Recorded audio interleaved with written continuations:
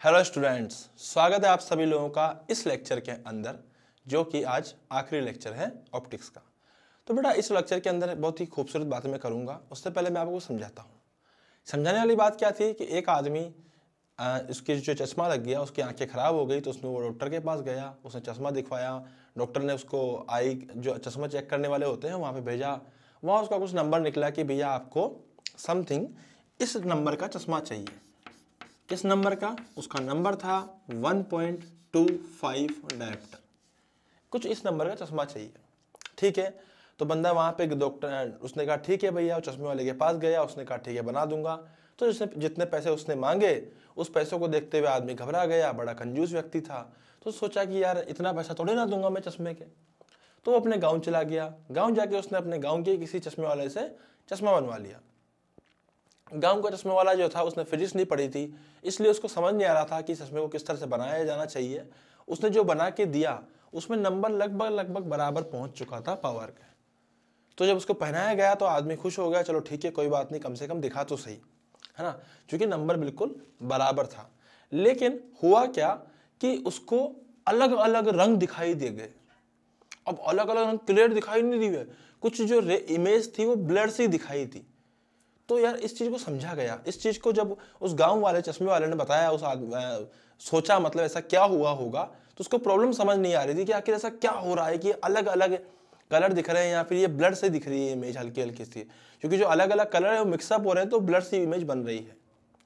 अब जो व्यक्ति था उसने सोचा यार पावर तो सही है यार, 1.25D है। जिसको लगाया गया चश्मा वो अलग परेशान कि नंबर तो बिल्कुल सही आया है, ग्लास भी बढ़िया यूज किया, ऐसी बात नहीं ग्लास भी एकदम घटिया यूज कर लिया हो, तो सस्ते में बना दिया वो अलग बात है, नॉलेज नहीं है इसलिए, सॉरी गांव का है इसलिए, बट ग्लास सही यूज किया है, पावर सही है। तो फिर आखिर ये प्रॉब्लम हुई कैसे? तो फिर इसको उठा के ये लोग सबको लेके शहर आए और एक इंजीनियर को दिखाया कि भैया जी ऐसी ऐसी दिक्कत हो गई हमारे साथ में, आखिर ये क्या दिक्कत हो रही है जिसके कारण यहाँ पे इमेज बनने में प्रॉब्लम आ रही है। तो इंजीनियर ने पहले तो उन लोगों को पूरा ऑप्टिक्स पढ़ाया, है ना, पूरा ऑप्टिक्स पढ़ाया। बोला पहले मैं कोटा में पढ़ाया करता था। इंजीनियर ने बताया ऐसी बात कि पहले मैं कोटा में पढ़ाया करता था, आजकल मैं इंजीनियरिंग की दुकान चला रहा हूँ अपनी। तो पहले उसने पूरा ऑप्टिक्स पढ़ाया, ज्योमेट्रिकल ऑप्टिक्स शुरू से, और आखिरी आते आते उसको ये समझाना शुरू किया। तो क्या समझाया मैं वो आपको समझाता हूँ। उसने ये समझाया कि क्या ये लेंस है। गांव के चश्मे वाले ने और उस कंजूस व्यक्ति ने बोला कि यस ये लेंस है। क्यों? उसको कैसे, उन दोनों को कैसे पता कि ये लेंस है? क्योंकि उन्होंने इतने दिन तक ऑप्टिक्स पढ़ा है उस व्यक्ति से, टोटल इंजीनियर से टोटल 22 लेक्चर्स के अंदर। ठीक है भैया, तो ये लेंस है। उसने बोला ठीक है भैया। उनका अकॉर्डिंग टू कोचीज लॉ, क्या मैं ऐसा बोल सकता हूँ कि ये VIBGYOR जो होता है, इसमें इधर मूव करने पर क्या लैम्डा इंक्रीज होता है? तो उन्होंने बोला हाँ। उन्होंने बोला कि क्या अकॉर्डिंग टू कोचीज लॉ क्या इधर बढ़ने पर क्या n डिक्रीज होता है? तो उन्होंने बोला हाँ। इंजीनियर ने बोला क्या फोकल लेंथ की वैल्यू ये होती है n-1 अगर सराउंडिंग का एयर है divided by R1 minus R2। सबने बोला हाँ, मतलब दोनों ने बोला हाँ। तो इस प्रकार से क्या हुआ कि उस जो गांव का व्यक्ति है और जो गांव का कंजूस व्यक्ति और गांव का जो वो चश्मे वाला है, तो उन्होंने बोला हाँ भाई फोकल लेंथ तो यही होती है। तो इंजीनियर ने बोला कि भैया इसका मतलब लैम्डा बढ़ने पर n घटेगा। सबने बोला हाँ, और n घटने पर फोकल लेंथ बढ़ेगी। बोला n घटने पे फोकल लेंथ बढ़ेगी। तो सबने बोला हाँ। अब यहीं पे कंफ्यूजन चालू हो गया। अब उसने कहा एक बात बता यार, जब तुमने यहां पे लाइट गिराई तो कौन सी लाइट गिरी लेंस के ऊपर? तो सबने बोला कि भैया लाइट जो गिरी वो व्हाइट लाइट गिरी, क्योंकि जनरली जो बाहर सनलाइट वगैरह होती है व्हाइट लाइट ही होती है। हाँ बेटा ही बात है। तो अब किसका लैम्डा ज्यादा होता है? रेड का। किससे? सबसे। तो वायलेट से तो पक्का ज्यादा होगा। हाँ भाई बात तो सही है, लैम्डा ज्यादा होगा किसका? रेड का वायलेट से। रेड का लैम्डा ज्यादा होगा वायलेट से। बोला हाँ भाई। तो इसका मतलब जो फोकल लेंथ है रेड की वो भी ज्यादा होगी वायलेट से। ये कंफ्यूजन वाली बात थी।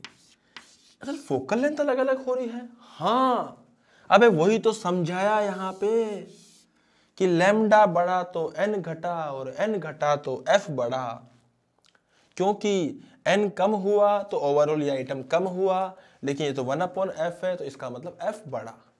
तो भैया इसका मतलब एफ बढ़ा तो किसका फोकल लेंथ ज्यादा जाएगी? रेड की। इसका मतलब जब व्हाइट लाइट गिरेगी तो उसमें से जो रेड कलर है वो बोलेगा भैया फोकल लेंथ क्या होती है?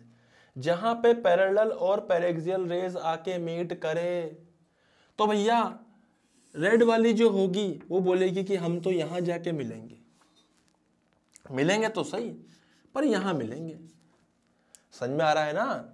इसी प्रकार से जो वॉयलेट वाला है उन्होंने बोला भैया हम भी मिलेंगे बट हम यहां मिलेंगे।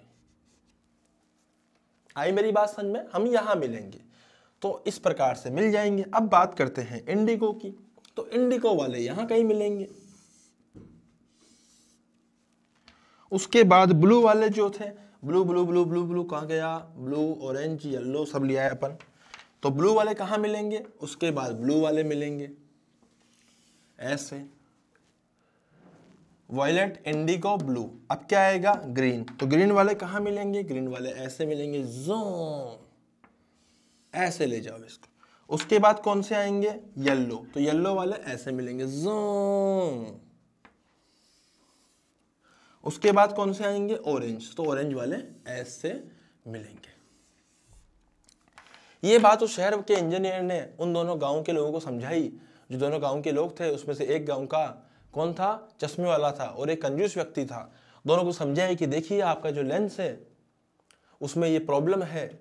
तो जो कंजूस व्यक्ति था उसका दिमाग खराब हो गया कि इस दुकानदार ने मेरे को बेवकूफ़ बना दिया। उसने दुकानदार की गर्दन पकड़ ली और दुकानदार का गुस्सा आ रहा था कि मैंने अच्छा लेंस यूज़ किया है, फिर ऐसे कैसे ये बता रहे हैं कि इस लेंस में प्रॉब्लम है।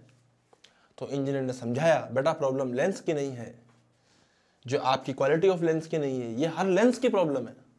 अब दिमाग खराब हो गया दोनों का, है हर लेंस की प्रॉब्लम है? बोला हाँ, ये तो किसकी प्रॉपर्टी है भैया? तो लो है, लो तो लो होता है। अब तुम यहाँ पे लेंस कार्ट से उठा के लाओगे या किसी अच्छी ब्रांडेड कंपनी से उठा के लाओगे, कालजी से उठा के लाओगे, इससे थोड़ी ना फर्क पड़ जाएगा। अब लेंस तो लेंस है, ये अच्छी क्वालिटी का लेंस होगा, और अच्छी का हो सकता है, घटिया भी हो सकता है, बट लेंस तो लेंस होता है। सबका दिमाग खराब, हाँ भाई बात तो सही यार, तो ये तो लेंस की प्रॉपर्टी है, तुम क्यों परेशान हो रहे हो? बोला हाँ यार इसमें क्या कर सकते हैं। अब इंजीनियर ने बोला कि बेटा रुको, अभी एक और चीज है। चीज ये है कि अगर तुम एक लेंस ऐसा बनाते हो जिसमें तुम व्हाइट लाइट गिराते हो तो तुम्हें ऐसा लगेगा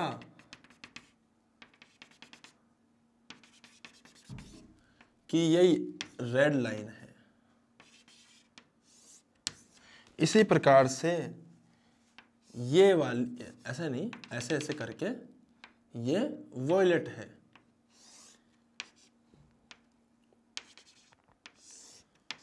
आई मेरी बात समझ में? ऐसे मतलब यहां पे येलो जो होगा तो ये ऑरेंज होगा, ये भी ऑरेंज होगा, फिर ये येलो होगा और ये भी येलो होगा, ऑरेंज येलो, उसके बाद ग्रीन होगा और ये ग्रीन होगा, फिर ये ब्लू होगा और ये भी ब्लू होगा, फिर ये इंडिगो हो जाएगा और ये भी इंडिगो हो जाएगा। Getting my point? तो हम क्या कहेंगे कि यहां से येलो आया, यहां मीट किया, ऑरेंज आया भैया, यहां मीट किया, इन ब्लू, ये तो हो गया वॉयलेट, ऑरेंज मैंने उल्टा कर दिया, ऑरेंज इधर आएगा भैया और यहां मीट करेगा, येलो इधर आएगा भैया और यहां मीट करेगा, उसके बाद ग्रीन आएगा भैया और यहां मीट करेगा, फिर आएगा ब्लू आएगा भैया और यहां मीट करेगा, फिर उसके बाद इंडिगो आएगा भैया और यहां मीट करेगा। इंडिगो हमारे पास नहीं है, इस तरह से बनेगा, हो ऐसे टूटेगी लाइट है इसमें और इसमें। तो बेटा ये जो प्रॉपर्टी होती है वो गांव के लोगों को इंजीनियर समझा रहा था, क्योंकि वो कोटा के टोन में आ चुका था, जब उसने कोटा में पढ़ाया हुआ था, तो उसने समझाने लगा कि इन दोनों प्रॉपर्टीज को हम लोग बोलते हैं क्रोमेटिज्म। क्रोमेटिज्म का बेसिकली मतलब होता है कोई भी लेंस किसी भी व्हाइट लाइट को कई हिस्सों में तोड़ देता है। क्या ये 7 कलर्स है? बच्चे बोलेंगे हाँ, लेकिन ऐसा नहीं है, ये इनफाइनाइट कलर्स है। अबे 7 तो शेड है, वो कलर तो इनफाइनाइट है भैया। ये VIB जो 7 कलर्स होते हैं, क्या सतरंगी होता है क्या है? नहीं, ये इनफाइनाइट होता है, वो दिखते हैं ऐसा है। येलो और ऑरेंज के बीच में भी बहुत होंगे। तो बेटा ये हर एक लैम्डा पर अलग अलग कलर होगा, मतलब हर एक फ्रीक्वेंसी पर अलग अलग कलर की प्रॉपर्टीज होंगी, इसलिए इनफाइनाइट कलर्स होते हैं। कलर्स 7 होते हैं क्या? इनफाइनाइट होते हैं ना। वो अलग बात है कि हम इन सबसे मिला के बना सकते हैं इनफाइनाइट, कुछ येलो और ऑरेंज के बीच का, कुछ ऑरेंज और रेड के बीच का, कुछ रेड और पिंक के बीच का, पिंक मैजेंटा, ऐसे बहुत सारे इनफाइनाइट के, ब्लैक हो गया, व्हाइट हो गया, जो भी है। तो इसको बोलते हैं क्रोमेटिज्म। तो ये समझाया उसको, दोनों गांव के व्यक्तियों को। तो कंजूस व्यक्ति भी समझ रहा था और अपना जो दुकानदार था वो भी समझ रहा था कि बात तो सही है यार, तो फिर हमने कहाँ गलती कर दी। और अगर ये सबके अंदर होता है तो फिर शहर वाले जो दुकानदार होते हैं, जो लेंस बनाते हैं बहुत बढ़िया बढ़िया, उनके तो ये शिकायत ही नहीं आती। तो इंजीनियर ने बोला बिल्कुल उनके शिकायत नहीं आती, क्योंकि वो यूज करते हैं इसको बोलते हैं एक्रोमेटिज्म। एक्रोमेटिज्म ये क्या है? एक्रोमेटिज्म है, मेरी बात ध्यान समझिएगा, मतलब एक्चुअली क्या होता है, इस डिफेक्ट को रिमूव करना। क्रोमेटिज्म हो गया, एक्रोमेटिज्म मतलब इस डिफेक्ट को रिमूव करना। इस डिफेक्ट को कैसे रिमूव किया जा सकता है वो बताता हूं मैं आपको। ω1/f1 plus ω2/f2। अब आप सोच रहे होंगे फॉर्मूला कहां से आया? दोनों गांव के जो व्यक्ति थे वो भी ये सोच रहे थे फॉर्मूला कहां से आया। बट इंजीनियर ने बोला कि आपके चश्मे बनाने में इस चीज का कोई रोल नहीं है कि फॉर्मूला कहां से आया, आपको बस फॉर्मूला समझ में आना चाहिए, मतलब फॉर्मूला आपको याद होना चाहिए, आप उस चश्मा बना सकते हो।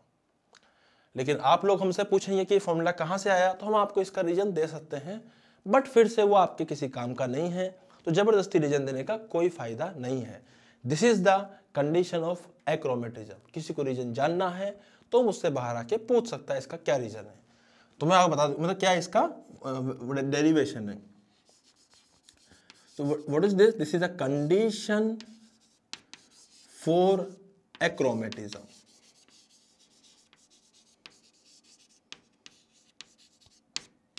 This is the condition for achromatism.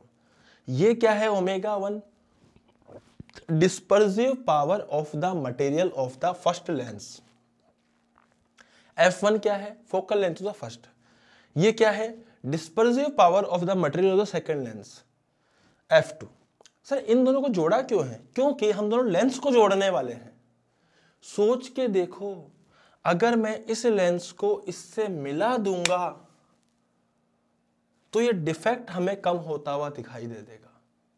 ये फैला रहा है, ये इधर फैला रहा है। Getting my point? तो एक्चुअली हो क्या रहा है, ये कन्वर्ज कर रहा है तोड़ तोड़ के, ये डाइवर्ज कर रहा है तोड़ तोड़ के। चिपकाएंगे तो ये एक्चुअली क्या करेगा? तोड़ तोड़ के डाइवर्ज या कन्वर्ज नहीं करेगा। उसको हम लोग इससे फुलफिल करेंगे, इस फॉर्मूला से। कैसे सर? बताता हूं, रुको देखो बेटा। हमें क्या करना होता है, हमें जब भी क्वेश्चन करना है, हमें यहां पे 2 चीजों का इस्तेमाल करना है। कभी भी एक सिंगल लेंस मत बनाओ, 2 लेंस का इस्तेमाल करो। 1 should be converging, 1 should be diverging. Sir कैसे पता? क्योंकि दोनों को जोड़ने पर अगर 0 आ रहा है तो ω1 और ω2 तो पॉजिटिव ही है। इसका मतलब f1 और f2 में से दोनों में से एक पक्का नेगेटिव है, और दोनों में से अगर एक पक्का नेगेटिव है तो एक कन्वर्जिंग हो गया और एक डाइवर्जिंग हो गया। दोनों नेगेटिव नहीं हो सकते वरना 0 नहीं होगा, दोनों पॉजिटिव नहीं हो सकते वरना 0 नहीं होगा। दोनों में से एक नेगेटिव एक पॉजिटिव होगा। दोनों आपस में पक्का 100% श्योरिटी से ऑपोजिट साइन के हैं, इसीलिए ये दोनों के दोनों आपस में एक कन्वर्जिंग होगा एक डाइवर्जिंग होगा। इसीलिए हमेशा 2 लेंस को मिलाइए, 1 should be converging, 1 should be diverging. अब हमें यहां पे क्या होगा, इसे हमें पावर गिवन है। ये दुकानदार को समझा कौन रहा है? ये समझा रहा है इंजीनियर, कि मान लीजिए कि आपको पावर गिवन है, अब आपको पावर किसने दी, ये कस्टमर ने दी कि मुझे इतने पावर का लेंस चाहिए, तो आपका काम है उससे इक्विवेलेंट फोकस लेंथ निकालना। बोला हाँ यार निकाल सकता हूँ, तो मैं कैसे निकाल लोगे, 1/1.25 डायोप्टर करके। इसको सॉल्व करने पे जो वैल्यू आएगी वो आएगी 1000/125 and after solving this value आएगी 4/5 मीटर। इसको अगर मैंने और सॉल्व करा, सेंटीमीटर में रखा तो 100 से मल्टीप्लाई कर दूंगा एंड ये हो जाएगा 80 सेंटीमीटर। मतलब 80 सेंटीमीटर फोकल लेंथ होनी चाहिए, किसकी, आपके लेंस की। आपने ये उठाया 80 सेंटीमीटर का और चिपका दिया बेचारे को। हाँ बोला ऐसे ही करा था मैंने तो, और वो परेशान हो रहा है आज, क्योंकि उसको ये दिखाई दे रहा है। आपको ये नहीं देना, आपको क्या देना है बताता हूँ। आपको उसको इन दोनों का कॉम्बिनेशन देना है 80 सेंटीमीटर का। मतलब सर हम कैसे पता करेंगे कि कौन सा 80 वाला है, तो आप क्या करो, F1 लो, इसको F2 लो। अब लिखो 1/F equivalent equals to 1/F1 plus 1/F2। बोला हाँ यार बात तो सही यार।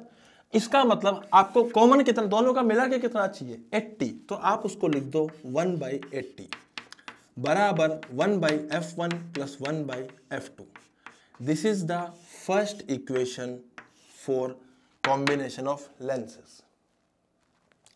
अब इसके अंदर आपको क्रोमेटिज्म चाहिए कि एक्रोमेटिज्म चाहिए, एक्रोमेटिज्म चाहिए, तो उसके लिए ये कंडीशन भी फुलफिल होनी चाहिए। तो इस लेंस की डिस्पर्सिव पावर क्या है वो आपको ऑलरेडी पता होती है। हाँ बोल पता होती है डिस्पर्सिव पावर, तो उसके पैकेट पे लिखी होती है। बोला ठीक है, तो इसका ω1 है और इसकी ω2 है। आपको सेकंड इक्वेशन कौन सी लगानी है, जैसे आपको सेकंड इक्वेशन लगानी है कि ω1/F1 plus ω2/F2 is equal to 0। अब हो सकता है कि आपको ω1 ω2 दे रखा हो, है ना, जो भी दे रखा हो 1 2 3 4 जो भी दे रखा हो, उससे आपको F1 F2 में दो इक्वेशंस मिल जाएंगी और there are two variables, one is F1 one is F2। Now you have to solve and get the value of F1 and F2। दुकानदार ने कहा ठीक है भैया, इससे क्या होगा, बोला F1 और F2 की जब आपको वैल्यूज मिल जाएंगी तो आप F1 फोकल लेंथ का लेंस उठाइए, फिर F2 फोकल लेंथ का लेंस उठाइए, दोनों को चिपकाइए, बढ़िया पेस्ट कीजिए, चश्मा बनाइए, कस्टमर को दीजिए, 100% कस्टमर सेटिस्फेक्शन मिलेगा, मजा आ जाएगा, दुकान चल पड़ेगी। ओ ये दुकानदार के तो मजा आ गए भाई साहब कि इंजीनियर ने समझा दी पूरी बात। तो ये पूरा का पूरा जो खेल है दिस इज क्रोमेटिज्म, और इसको, इस खेल को खत्म करने का जो तरीका होता है, मतलब ये जो डिफेक्ट है इसको खत्म करने का जो तरीका होता है इसको बोलते हैं एक्रोमेटिज्म। Getting my point. तो बेटा अच्छे लेंस अगर होंगे तो वो इस तरह से जो ये जो ब्लर हो रहा है यहाँ पे इमेजेस, ये ब्लर क्यों होती है, क्योंकि लाइट टूट जाती है बहुत सारे हिस्सों में, तो वो चीज़ यहाँ पे नहीं होगी एक्रोमेटिज्म से। तो हमें इस फॉर्मूले का इस्तेमाल करना है। ये क्या है, this is the condition for achromatism. इसका मतलब यही है कि जो लेंस है वो लाइट को नहीं तोड़ेगा। तो अच्छी क्वालिटी के लेंस, अच्छे लेंस हमेशा इस चीज को फॉलो करते हैं। This is the condition for achromatism. ω1/F1 plus ω2/F2 equals to 0। ω1 and ω2 are the dispersive powers respectively. ये डिस्पर्सिव पावर्स है, ये हर लेंस के ऊपर आपको लिखी हुई मिलेगी या उसके पैकेट पे आपको लिखी हुई मिलेगी। ये बात किसने बोली, इंजीनियर ने बोली दुकानदार को, जो कि चश्मे बेचता था और लेंस बेचता था। तो समझाया कि बेटा जब भी आप लेंस बेचो, जब भी किसी व्यक्ति का चश्मा बनाओ, तो आपको इक्विवेलेंट पता है 80, आपको F1 F2 निकालने पड़ेंगे। उस फोकल लेंथ के आप फटाफट से लेंस उठाइए, दोनों को चिपकाइए बढ़िया वजह से और उसको बेचिए। Getting my point. इससे क्या, और हमेशा एक one should be converging and another should be diverging. एक कन्वर्जिंग होना चाहिए, डाइवर्जिंग होना चाहिए, दोनों मिला के जो बनेगा वो होना चाहिए जो हमें चाहिए। 80 चाहिए तो 80 होना चाहिए, 90 चाहिए तो 90 होना चाहिए। किसी की पावर जैसे मान ले 1 है तो उसके लिए कितना चाहिए, 1/1, 100 सेंटीमीटर की फोकल लेंथ चाहिए तो 100 होना चाहिए वहां पे। फिर तो वो सारे का सारा जो खेल है वो डिपेंड करेगा कि आंखें किस लेवल तक खराब है या किसके लिए लेंस चाहिए। इवन किसी भी इंस्ट्रूमेंट का भी लेंस की अगर हम बात करते हैं, टेलीस्कोप, माइक्रोस्कोप, कंपाउंड माइक्रोस्कोप, अपने कैमरा वगैरह, जितने भी अपन लेंस की बात करते हैं, सब में ये कंडीशंस हम लोग अप्लाई करते हैं। Getting my point. तो ये फोकल लेंथ की बात हो रही है बेटा यहाँ पे, और यहाँ पे और किस चीज़ की बात हो रही है, ये फोकल लेंथ और हमारे पास में डिस्पर्सिव पावर की बात हुई थी। इन दोनों से मिला के कंडीशंस फॉर एक्रोमेटिज्म हम लिखते हैं। तो आप इसको नोट डाउन कीजिए, इस पे एक सवाल करते हैं फिर आगे बढ़ते हैं।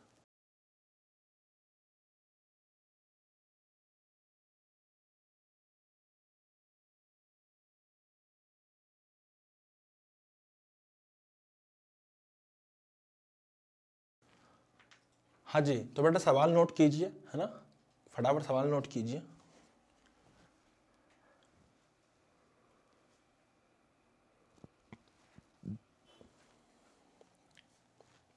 हाँ जी, सवाल में क्या बोला है हम लोगों को, हमें जो रिक्वायर्ड फोकल लेंथ है, required focal length is 10 centimetre positive. इन्होंने बोला है कि जो डिस्पर्सिव पावर है that is omega 1 by omega 2 वो हमें 2:1 में दे रखी है।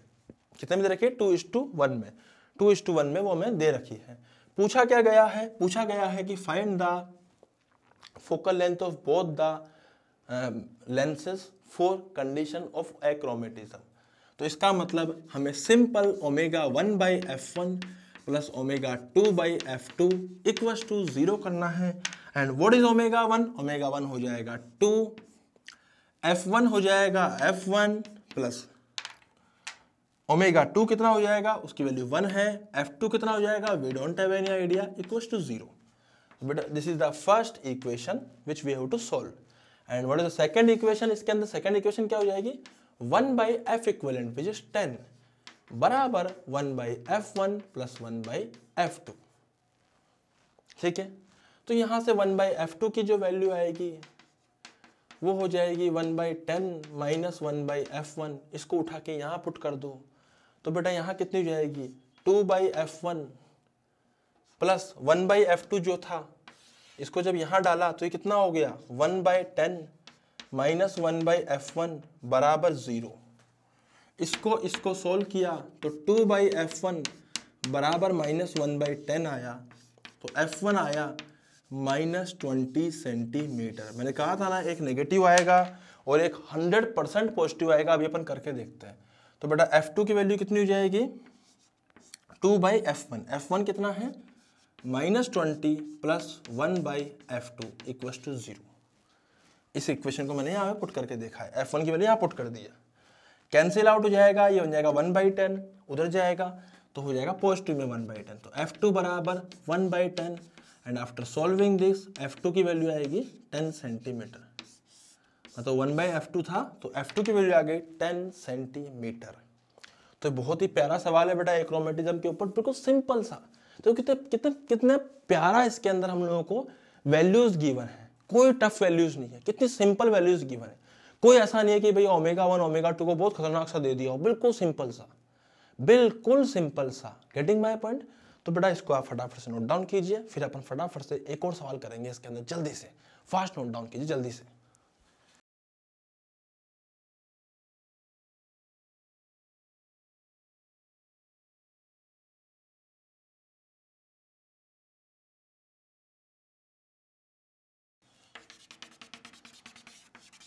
हाँ जी, तो एक और सवाल अपन ऐसा ही करते हैं। जैसे मान लीजिए कि रिक्वायर्ड फोकल लेंथ अगर हमें दी हुई हो कि required focal length is 20 centimetre and ratio of omega 1 and omega 2 is 3:2, then find the F1 and F2 for achromatism. जल्दी से निकालिए आप ये।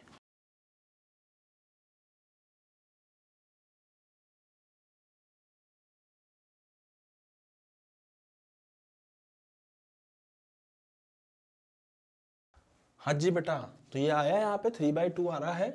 तो ओमेगा 1 बाई ओमेगा 2 जो है उसको हम लिख सकते हैं 3/2। तो what is F1 F equivalent equals to 1 by F1 plus 1 by F2। बेटा किसी भी सवाल में देख लो एक पॉजिटिव आएगा कि नेगेटिव आएगा। वैल्यू पुट करी, वाह, 1 by 20 equals to 1 by F1। F1 कहाँ गया, F1 है ही नहीं, F1 निकालना है, हमें सही है ना, प्लस 1 बाई F2। सिमिलरली कितना हो जाएगा, omega 1 by F1 plus omega 2 by F2 equals to 0। तो फर्स्ट इक्वेशन हो गई, ये सेकंड इक्वेशन हो गई। इसी को आगे सोल्व करते हैं हम लोग। सोल्व करने पे हमें क्या मिलेगा, यहाँ पे ओमेगा की वैल्यू डाल दी हमने 3 अपॉन F1 प्लस ओमेगा 2 की वैल्यू डाल दी 2 अपॉन F2, वाह वाह, इक्वल टू 0। सही है। तो इसकी वैल्यू अब हम क्या करेंगे, यहां से वैल्यू उठा के यहां पुट करेंगे। कितना आएगा 3/F1 प्लस 2 1/F2 कितना होएगा बेटा 1/20 माइनस 1/F1 इक्वल टू 0। सही है। तो 1/F2 बराबर 1/20 माइनस 1/F1 इंटू 2 बराबर 0। तो सोल्व करने पे यहाँ पे कितनी वैल्यू आएगी, यहाँ पे सोल्व करने पे आएगी 3/F1। देखो मैं लिख रहा हूं 3/F1 प्लस 1/10 माइनस 2/F1 बराबर 0। गेटिंग माई पॉइंट, 2/F1 बराबर 0। तो बेटा यहाँ से F1 की वैल्यू आ जाएगी 1/F1 बराबर माइनस 1/10। तो F1 आ गया माइनस 10 सेंटीमीटर, मतलब डाइवर्जिंग लेंस आ चुका है। अब F2 कितना आएगा वो यहाँ से निकाल लेंगे। अबे सही है ना। तो यहाँ से अगर मान लीजिए 1/20 माइनस 1/10 था, इधर आके बन जाएगा प्लस 1/10 बराबर 1/F2। तो बेटा F2 की वैल्यू यहाँ से आएगी, कितनी आएगी 20/3 सेंटीमीटर। आपने सर ऐसा कैसे कर दिया, बेटा कर दिया, तुम भी कर सकते हो। जब भी ऐसे उल्टे जोड़ने दोनों को ऊपर मल्टीप्लाई कर दो, नीचे प्लस कर दो। तो ऊपर मल्टीप्लाई करने पे 200, नीचे प्लस करने पे 30, 200/30 मतलब 20/3। सिंपल सी सटीक सी बात है। इसको सॉल्व कीजिए, खत्म बात, फटाफट से। Thank you.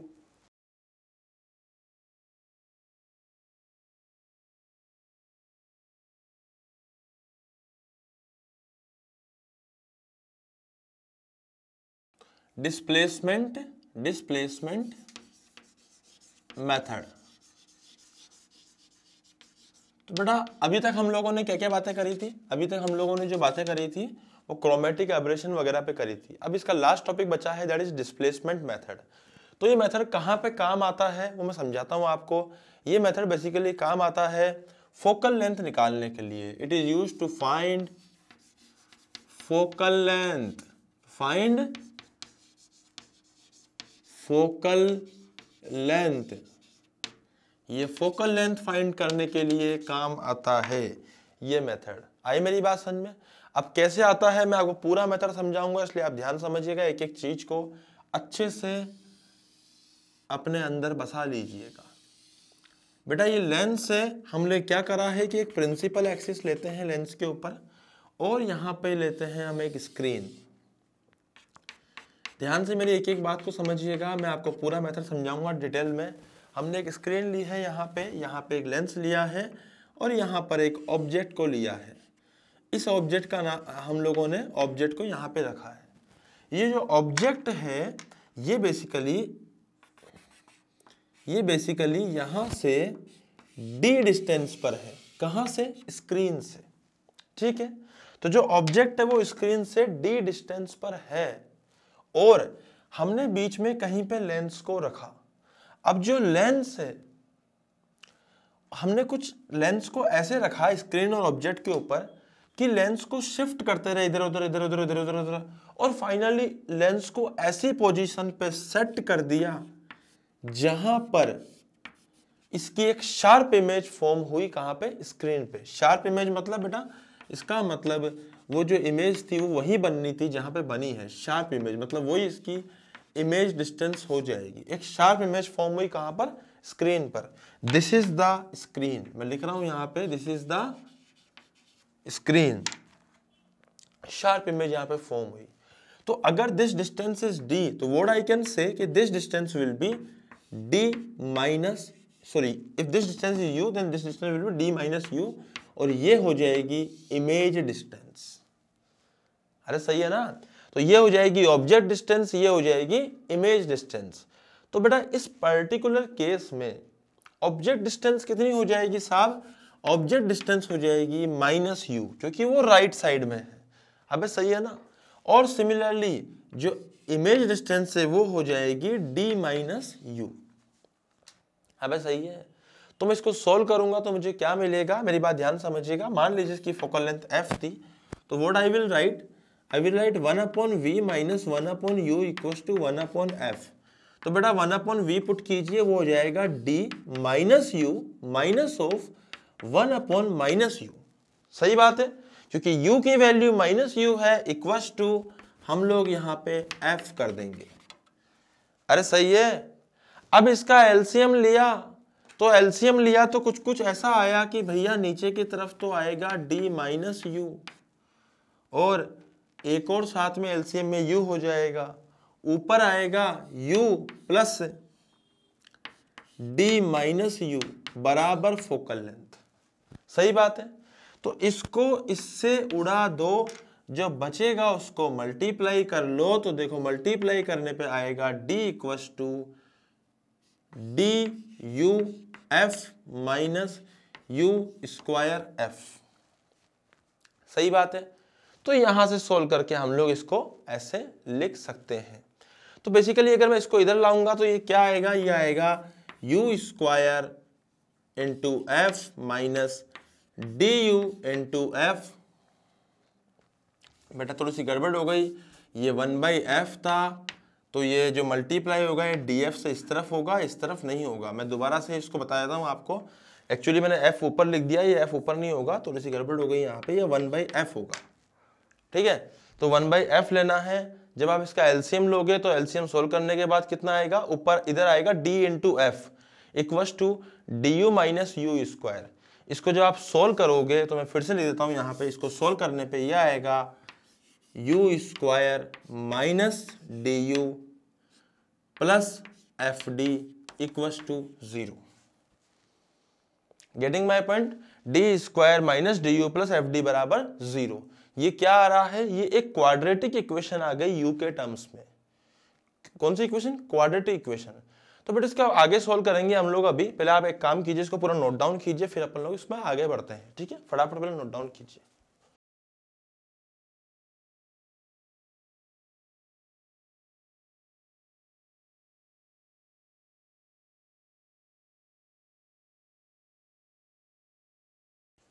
हाँ जी, तो अब मैं इस क्वाड्रेटिक इक्वेशन को सोल्व करना चाहूंगा। तो एक काम करते हैं हम लोग, यहाँ पे जगह बनाएंगे बेटा, और इस जगह में इस क्वाड्रेटिक इक्वेशन को यहाँ पे सोल्व करेंगे। तो लिखा you square minus d u plus f d बराबर 0।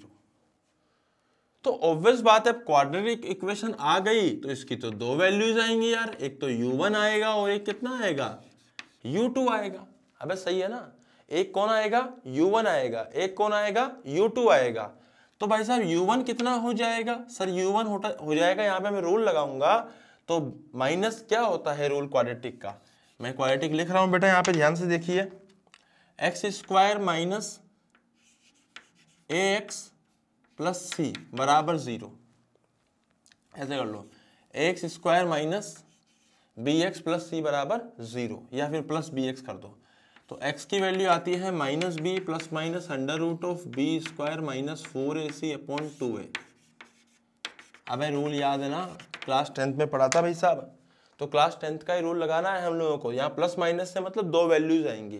तो हम लोग क्या करेंगे, सबसे पहले u1 निकालेंगे। तो b की वैल्यू है माइनस डी, तो बेटा ये हो जाएगा प्लस डी। उसके बाद हो जाएगा यहाँ पे minus under root of d square minus 4ac। तो 4 तो 4 हो जाएगा, a कितना है 1 और c कितना है fd।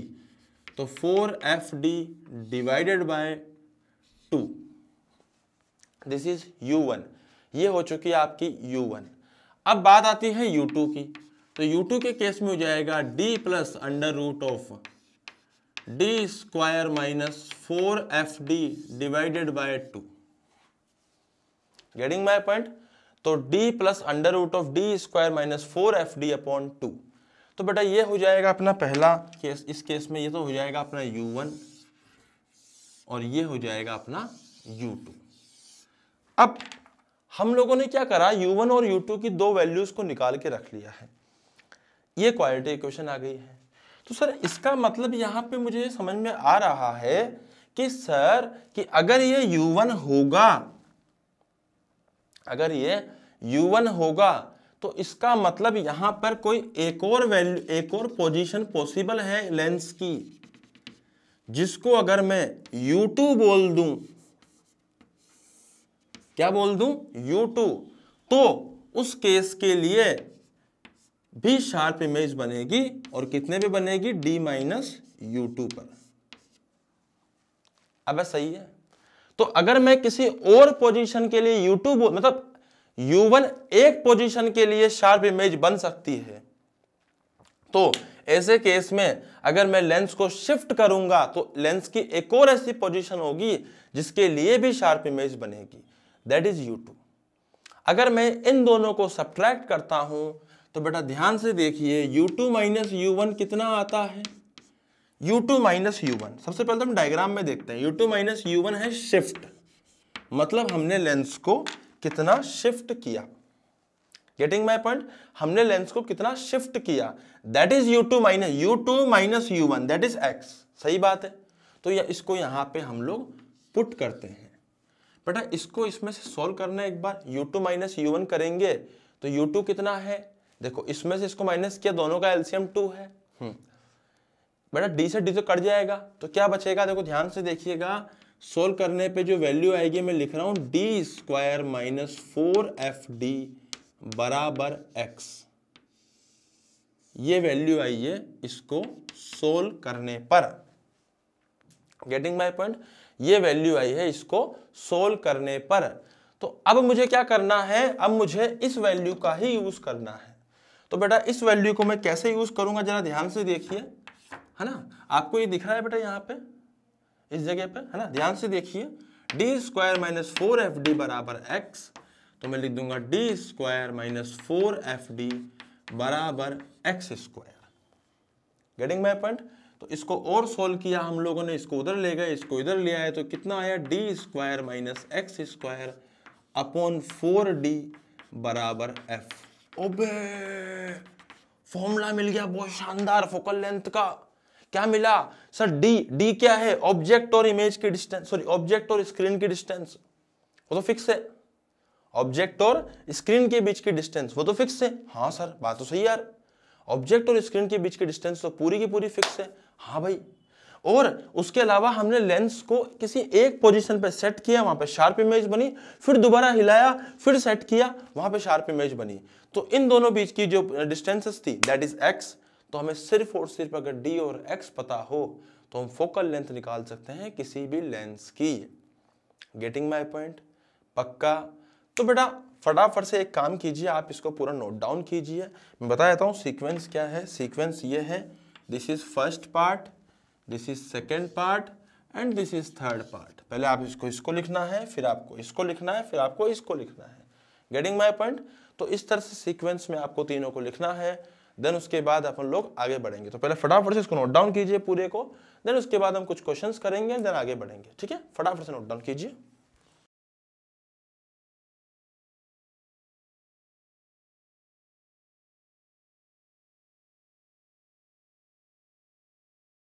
हाँ जी, तो बेटा देखिए इस तरफ, यहां देखिए, इसको मैंने एक बॉक्स में पैक कर दिया है और इसको भी मैं यहाँ पे पैक कर रहा हूं। तो बेटा सबसे पहले तो सवाल नोट डाउन कीजिए आप लोग फटाफट से, जल्दी से, फटाफट से, फास्ट।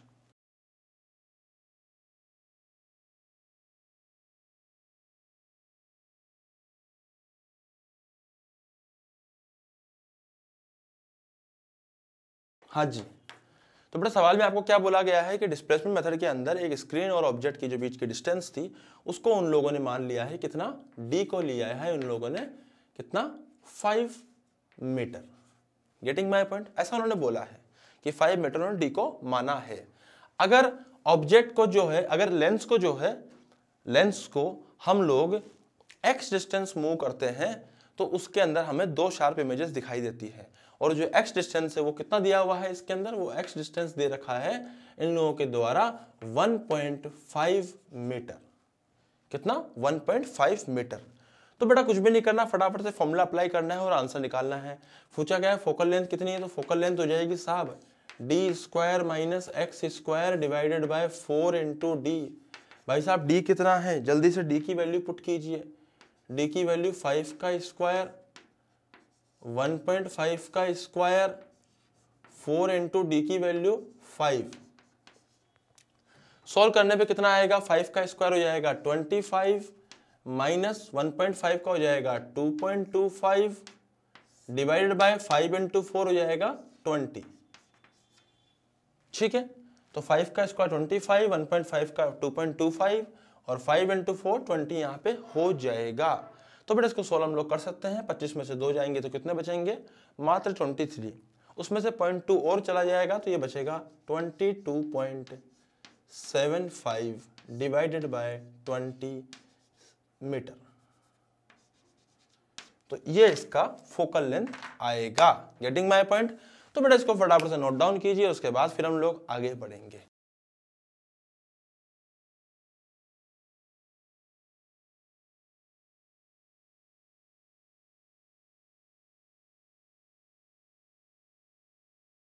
तो बेटा U2 जो था वो कितना था, वो था d plus under root of d square minus 4FD divided by 2।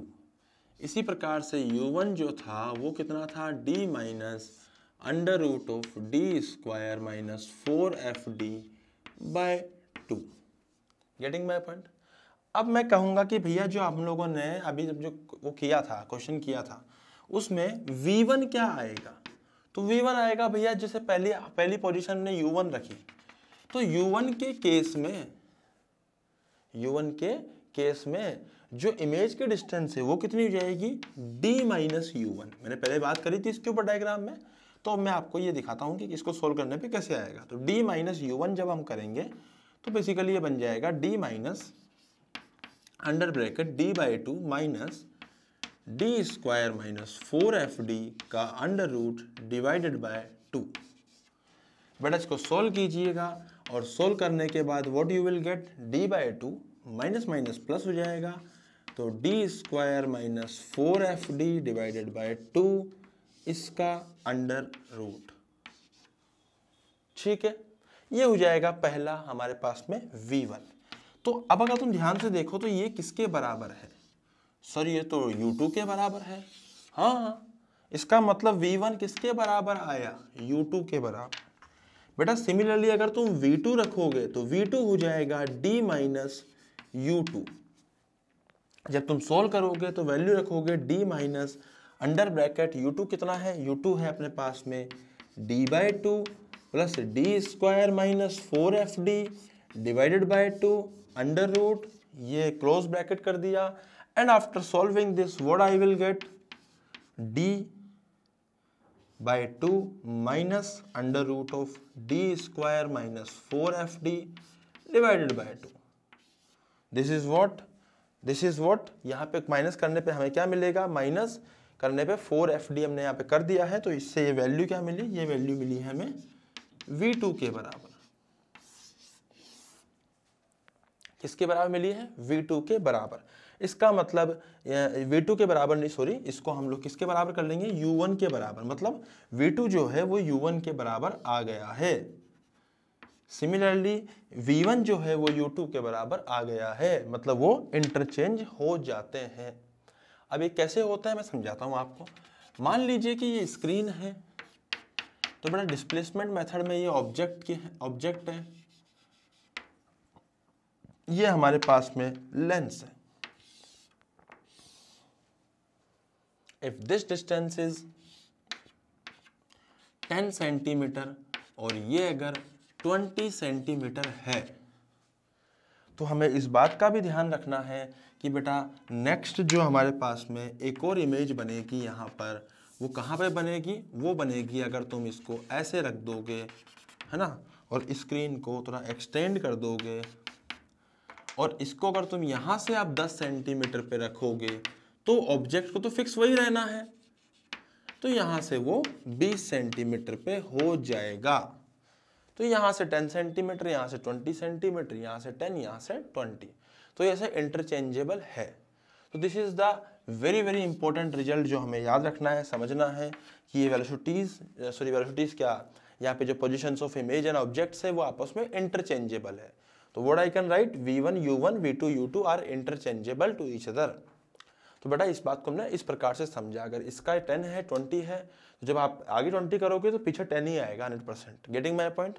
Obvious बात है, तो उसका रिजल्ट भी सेम आएगा। तो अब हम आगे बढ़ते हैं बेटा, इसको फटाफट नोट डाउन कीजिए पहले तो, फिर उसके बाद हम आगे बढ़ते हैं।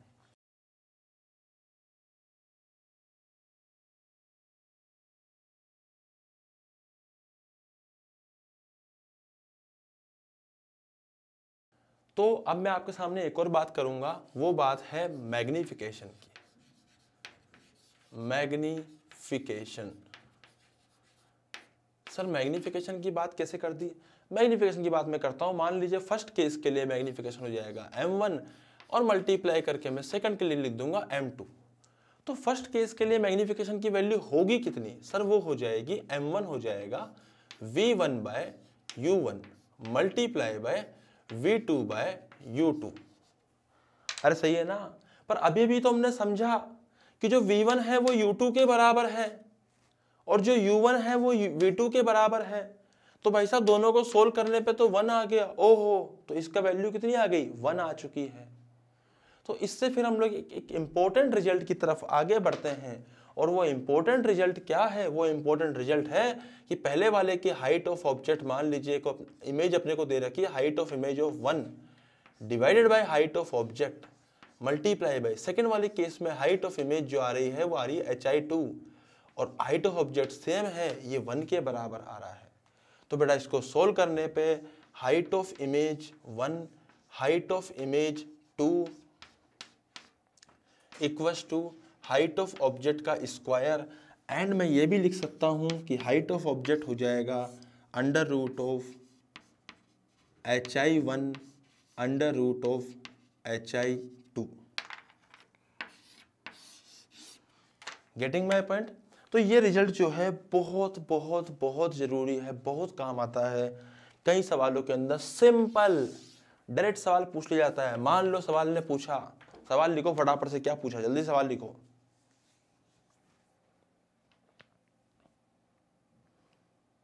हाँ जी, तो बेटा सवाल ने क्या पूछा? डिस्प्लेसमेंट मेथड में फर्स्ट टाइम अगर किया तो उसमें height of image I 3 centimetre, यही पूछा ना। सेकंड टाइम जब किया तो उसमें हाइट ऑफ इमेज कितनी आई? 12 सेंटीमीटर, यही पूछा ना भैया। तो पूछा गया है बताइए हाइट ऑफ ऑब्जेक्ट कितना है? तो बेटा कुछ नहीं करना, दोनों का मल्टीप्लाई करना है, सीधा आंसर निकालना है। मल्टीप्लाई करने पर 36 आया, बहुत ही मजा आया, आंसर इज 6 सेंटीमीटर। बोलो क्या बोलते हो? अरे सही है कि नहीं है? पक्का ना? तो भैया इससे लल्लू और इजी, इससे इजी और क्या हो सकता है? तो सबसे इजी यही है, इसको हमने लिख लिया है, बात यहाँ पे खत्म हो चुकी है। आप इसको नोट डाउन कर लीजिए, चैप्टर यहाँ पे, चैप्टर का अंत यहाँ पे हो चुका है। तो ये चैप्टर हम लोगों ने आज 22 सेक्शन में ख़त्म किया है और बहुत ही एनर्जी के साथ में और बहुत ही नए नए कॉन्सेप्ट के साथ में बेटा ये चैप्टर पढ़ा है हम लोगों ने। बहुत ही इंपॉर्टेंट चैप्टर है, मैं आपको गारंटी दे रहा हूँ। आप इस चैप्टर को ढंग से जब भी आपको डाउट आए आप मुझसे पूछते रहिए और इस चैप्टर को पढ़ते रहिए। आपके सवाल इसके अंदर इस चैप्टर के में एग्जाम के अंदर नहीं अटकेंगे अगर आपने ये चैप्टर ढंग से पढ़ा है। तो अगर आपने अभी भी ऐसा लगता है कि कुछ कुछ कमियां हैं सर, तो आप बिंदास होकर पूछिए, शीट सोल्व कीजिए, मतलब मॉड्यूल सोल्व कीजिए आपका कंप्लीटली। और उसके अलावा आप लोग यहाँ पे लेक्चर्स में अगर कुछ लगे कि मेरा कुछ एक आध लेक्चर में प्रॉब्लम है या छूट गया था तो उसको कंप्लीट कर लीजिए। Thank you so much, happy learning.